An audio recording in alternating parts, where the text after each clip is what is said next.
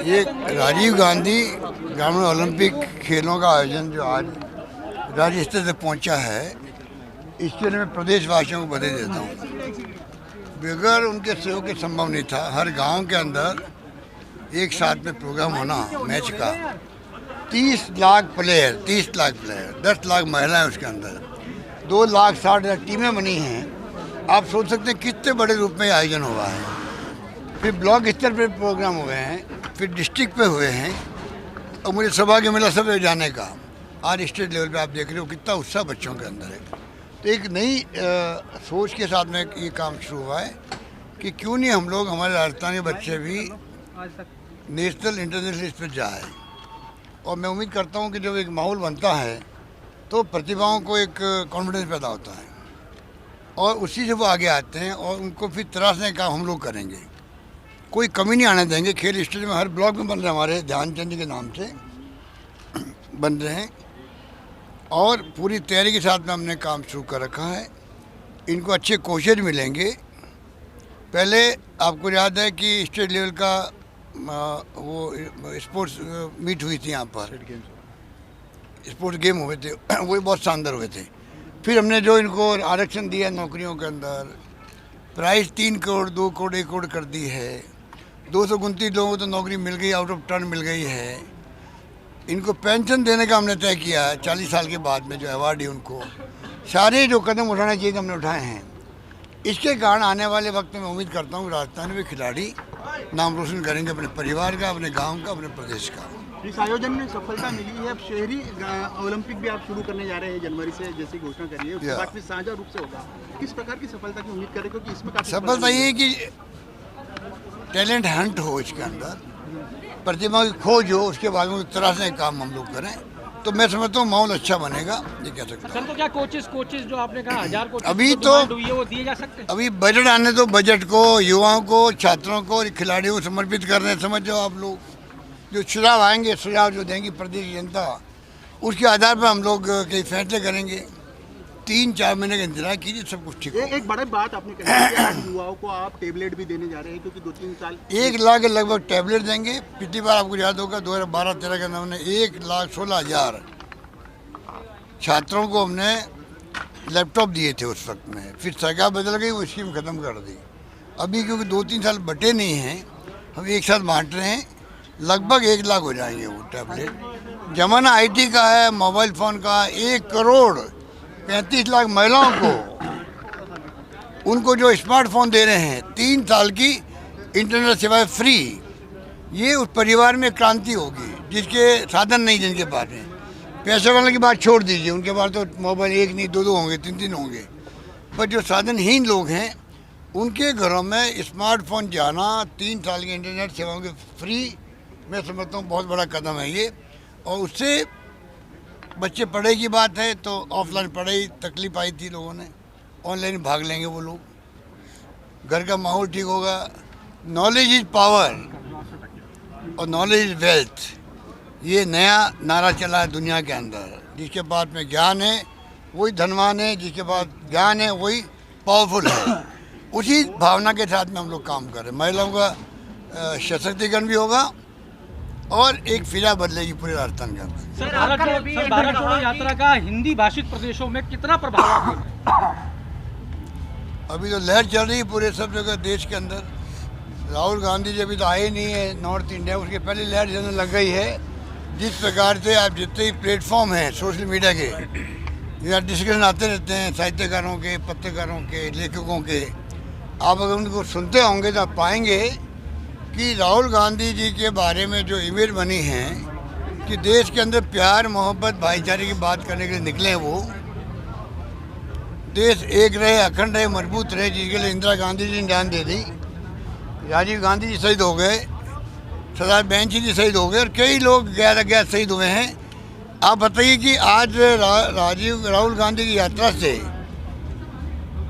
एक नई फिजा बनी देश के अंदर। सब आपस में जाति, धर्म, वर्ग से ऊपर उठ करके राजनीति करो और देश की सेवा करो। बजाय कि आप धर्म के नाम पे बांट दोगे लोगों को, जाति से बांट दोगे, थोड़े समय के लिए अच्छा लग सकता है लोगों को, परंतु लॉन्ग टर्म में देश हित में नहीं है। ये थीम राहुल गांधी की है। और कल जब मैं गया वहाँ पर बेलारी के अंदर तो क्या माहौल था वहाँ पर, लाखों लोग इकट्ठे हो रहे हैं यात्रा के अंदर, पैदल चल रहे हैं। और 25 किलोमीटर चलना किसे कहते हैं? 25 किलोमीटर यात्रा प्रतिदिन हो रही है, पूरे उत्साह के साथ हो रही है। मैंने कई डेलीगेट से बात की जो पैदल चल रहे हैं, कहता हमें 4-5 दिन तकलीफ हुई थी पहले, अब तो हम लोग हैबिचुअल हो गए, कोई दिक्कत नहीं है। तो वो यात्रा ही बहुत ही, मैं समझता हूँ, शानदार मैसेज दे रही है। केंद्र सरकार दबाव में आ गई है। आज मोहन भागवत जी जो है वो राहुल गांधी की जो थीम है उस पर बोलने लग गए हैं। उनके मिस्टर हंस बोले जो है उनके नंबर 2 वो बोलने लग गए हैं। तो जो इशू राहुल गांधी ने उठाए हैं उन इश्यूज़ को लेके आज आरएसएस के लोग भी, बीजेपी के लोग भी बोलना पड़ रहा है, क्योंकि देश वरना उनको माफ़ नहीं करेगा। तो उससे बड़ी विजय राहुल गांधी की क्या होगी कि जो व्यक्ति निकल पड़ा है, कारवां निकल पड़ा है, वही थीम आरएसएस की होने लग गई है कि वो जनता से कटना नहीं चाहते हैं, बीजेपी नेताओं की हो गई है। तो नरेंद्र मोदी जी को और अमित शाह जी को सोचना पड़ेगा। अल्टीमेटली अगर जो राहुल गांधी जी कह रहे हैं, हम सब कह रहे हैं, प्राइम मिनिस्टर अपील करे देशवासियों को, इतनी हिंसा हो रही है, आपको हमको नहीं मालूम पड़ता है, छोटी छोटी बातों को लेकर हिंसा होने लग गई देश के अंदर, धर्म के नाम पे होने लग गई है, लीचिंग होने लग गई है। क्या क्या आप बताइए, अभी कोड़े लगा दिए मुस्लिम बच्चों को लेकर के। ये देश में ये क्या हो रहा है? कानून हाथ में लोगे तो कानून राज ही नहीं रहेगा, तो किसी के कोड़े लग सकते। फिर तो कोई धर्म की बाध्यता नहीं रहेगी, कोई धर्म की नहीं रहेगी, जाति की नहीं रहेगी। ये कोई मामूली बात नहीं है और पूरा मीडिया उठा ही नहीं रहा है। खेड़ा के अंदर जो घटना हुई है वो घटना मामूली नहीं थी, उसको दबा दिया गया। हमने कार्रवाई की, उदयपुर के अंदर घटना हुई, बहुत भयंकर घटना थी वो, इमीडिएट अरेस्ट हमने किया है, कार्रवाई करी है हम लोगों ने। तो आज कानून का राज विस्थापित होना ही देश चलेगा, वरना देश कमज़ोर होगा और मैं समझता हूँ पता नहीं किस दिशा में जाएगा। प्राइम मिनिस्टर को क्या तकलीफ हो रही है नरेंद्र मोदी जी को अपील करने में कि सब लोग प्रेम से भाईचारे रहो, आप लोग हिंसा में बर्दाश्त नहीं करूँगा। तो राहुल गांधी की यात्रा मैं समझता हूँ कि जिस प्रकार चल रही है वो एक संदेश दे चुकी है वो। सर एक मिनट सर, कल मतदान आप जयपुर में ही करेंगे सर? कल वोटिंग है, लंबे वक्त के बाद चुनाव हो रहे हैं कांग्रेस में संगठन के, कल वोटिंग हो रही है, किस तरह देखते हैं सर? हम लोग सब भाग लेंगे। डेलीगेट में उत्साह है, बहुत भयंकर डेलीगेट में उत्साह है और सब लोग कल आएंगे, भाग लेंगे सब में। और मैं समझता हूँ कि क्योंकि मैं उनका प्रस्ताव बना था खड़गे साहब का, तो कुछ लोगों ने कॉन्ट्रोवर्सी पैदा करी साहब कि आपने कैंपेन किया। कैंपेन करना तो होता है, मैं हर राज्य में जाता बात करता, वो तो मैंने किया नहीं। पर जिसका मैं प्रस्ताव बना हूँ, क्या मैं उनके लिए अपील नहीं कर सकता? फिर प्रस्ताव बनने के मायने क्या हुए? तो ये तो प्रस्ताव के रूप में मैंने जो कुछ किया उसके रूप में किया, इसलिए मैंने कोई उल्लंघन नहीं किया जो चुनाव प्रक्रिया का। पर कुछ लोगों ने उसको तुल देने का प्रयास किया है। कल चुनाव अच्छे होंगे, 19 को परिणाम आएंगे, वो भी अच्छे होंगे, परिणाम भी अच्छे होंगे और मैं समझता हूँ कि एक नई शुरुआत होगी। और कितना बड़ा त्याग किया सोनिया गांधी जी ने, राहुल गांधी जी ने। राहुल गांधी ने कहा मेरे परिवार का कोई व्यक्ति नहीं बनेगा अध्यक्ष। ये कहने की हिम्मत चाहिए।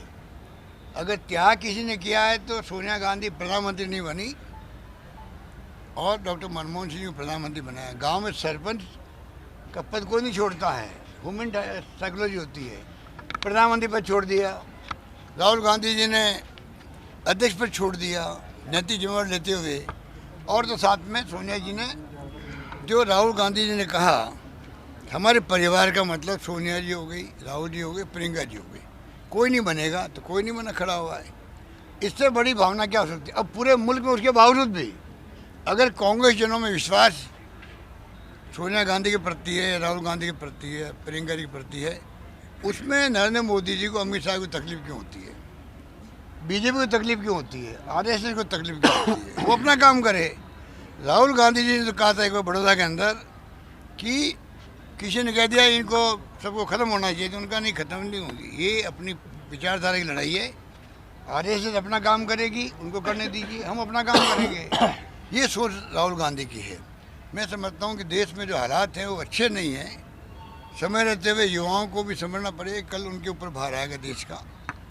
और मैं समझता हूँ कि अभी जो हालात है तनाव के हैं, हिंसा के हैं वो समाप्त होने चाहिए। आप पर हम लोग रहे, अपनी अपनी विचारधारा को लेकर राजनीति करें और हम लोग अपना कर्तव्य पूरा करें देश के प्रति, ये मेरा मानना है। सर, अर्जुन मेघवाल ने कहा है कि भारत जोड़ो की जगह कांग्रेस जोड़ो होना चाहिए, क्या ये भी उनकी फ्रस्ट्रेशन का पार्ट कहना चाह रहे हैं आप?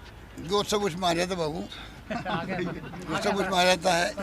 उनको को अपने खुद की घर संभाले। अब उनके बीजेपी के अंदर भी जो है कई कुंबे पैदा हो रहे हैं अंदर ही अंदर। हमारे पास रिपोर्ट है, मेरे पास रिपोर्ट है कि बीजेपी के अंदर कई कुंबे पैदा होने लग गए। उनकी वो बोलने हिम्मत नहीं कर रहे हैं। मोदी जी से, अमित शाह से इतने डरते हैं बीजेपी वाले, वो बोल नहीं पा रहे हैं। मन ही मन में धमड़ा ले रहे हैं, ये मैं कह सकता हूँ। कल मैदान में भी करेंगे।